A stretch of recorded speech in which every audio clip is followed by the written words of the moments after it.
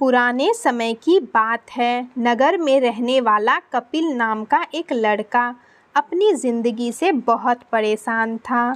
उसकी परेशानी की वजह यह थी कि वो कुछ काम नहीं करता था और उसके दोस्त लोग काम करते थे और कपिल के माता पिता को यह बात बहुत परेशान करती थी। वह जब भी कपिल को समझाने की कोशिश करते तो वह नहीं समझता था। उसके दोस्तों के बीच भी कपिल का मजाक बनता था कि वह अभी तक बेरोजगार है, इसलिए वह ज़्यादा समय घर पर ही रहने लगा। वह अपनी ज़िंदगी को हमेशा कोसता रहता था।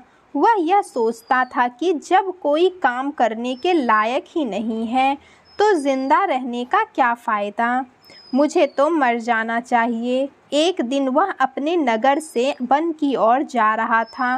तभी वहाँ रास्ते में एक गुरु दुख के ऊपर प्रवचन दे रहे थे। वह भी उस भीड़ में जाकर बैठ गया और प्रवचन सुनने लगा। गुरु बोल रहे थे, दुख एक गुरु की भांति होता है जो हमें जीवन की सच्चाइयाँ दिखाता है और हमें सही से जीवन जीने का तरीका सिखाता है। आप चाहें तो दुख रूपा गुरु से जीवन जीना सीख सकते हैं और चाहें तो उस दुख में डूबकर बैठकर रो भी सकते हैं। कपिल गुरु की सारी बातें ध्यान से सुन रहा था, पर उसे यह बात सही नहीं लगी। उसने गुरु से कहा, दुख कुछ भी सिखाकर नहीं जाता, दुख तो सिर्फ पीड़ा देकर जाता है।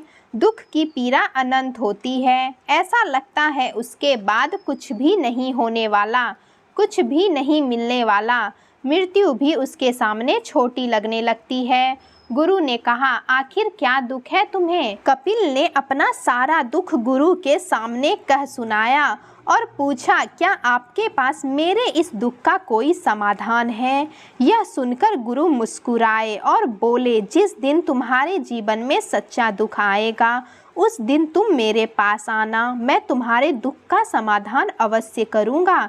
इतना कहकर गुरु वहाँ से चले गए। फिर कपिल ने सोचा, क्या मेरा दुख सच्चा दुख नहीं है? गुरु ने ऐसा क्यों कहा? अब मेरी जिंदगी में और कौन सा दुख आने वाला है? यह दुख क्या काफ़ी नहीं है? कोई मेरा दुख नहीं समझता। फिर कपिल ने एक निर्णय लिया कि अब वह कुछ करके दिखलाएगा। उसने एक छोटा सा व्यापार शुरू किया और उसे बड़े लगन से चलाने लगा, लेकिन उसमें उसे उतनी सफलता नहीं मिली।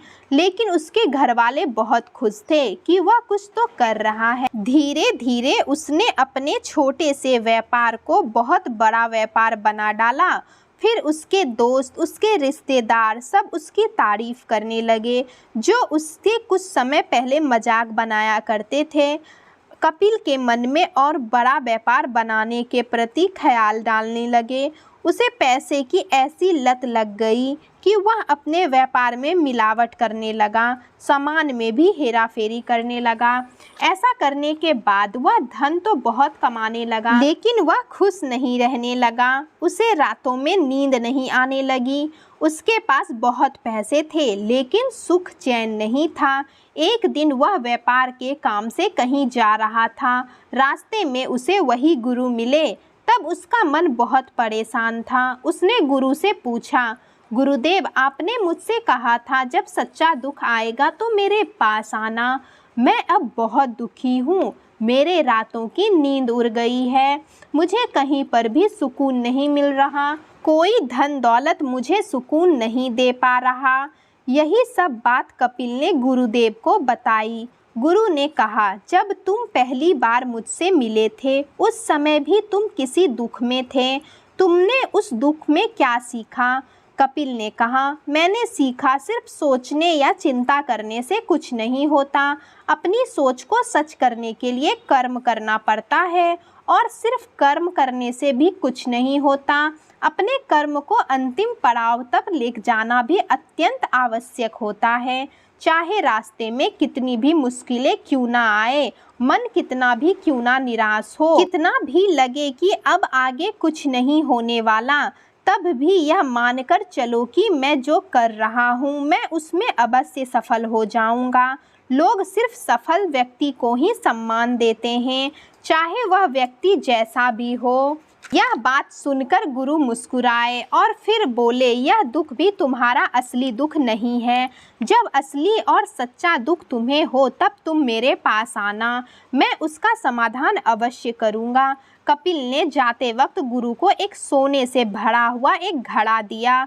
तब गुरु ने कहा, यह मेरे कोई काम का नहीं है, तुम इसे पेड़ के अंदर गड्ढा खोदकर दफना दो। कपिल ने घड़े को पेड़ के नीचे दफना दिया और वहां से चला गया। कुछ दिनों के बाद व्यापार में मिलावट और गड़बड़ी के कारण व्यापार घाटे में चलने लगा।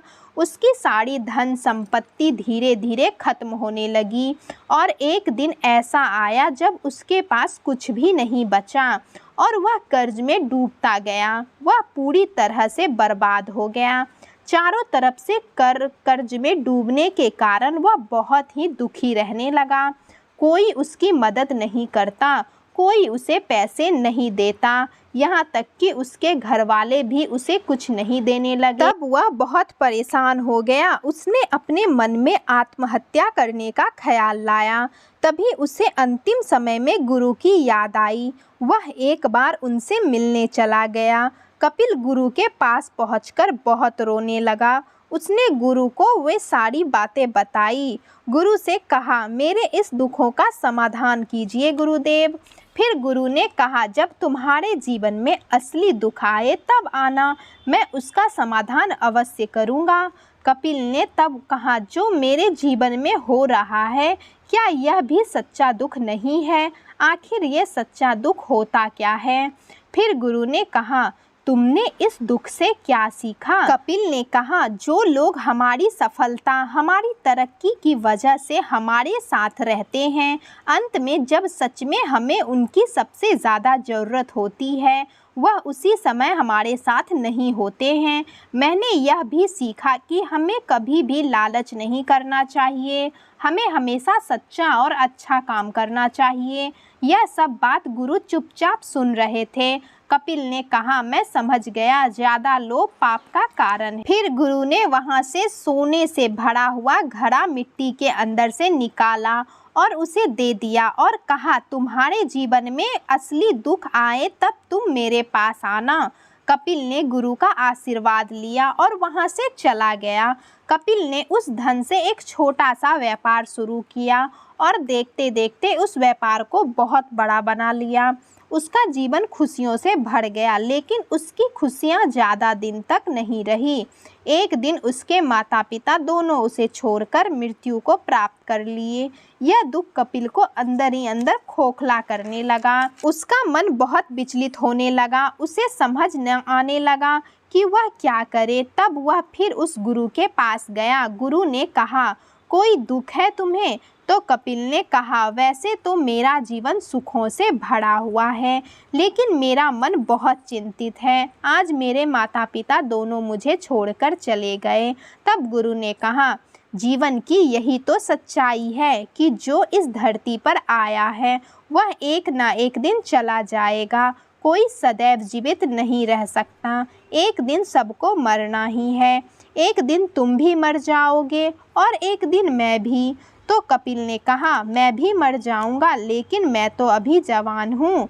तब गुरु ने कहा, मौत उम्र देखकर नहीं आती। यही भ्रम में तो सब जी रहे होते हैं कि मैं अभी नहीं मर सकता, लेकिन कौन, कब, कहाँ, कैसे इस दुनिया को छोड़कर चला जाएगा, ऊपर वाला पहले से ही यह सब तय कर लेता है। यह बात सुनकर कपिल बहुत भयभीत हो गया।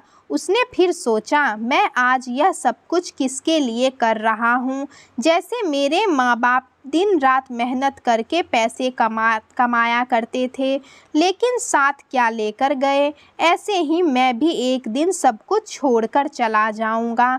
आज मैं पैसा पैसा कर रहा हूँ, कल को यह पैसा मेरे कुछ काम नहीं आएगा। फिर गुरु ने कहा, मेरी बात को ध्यान से सुनना।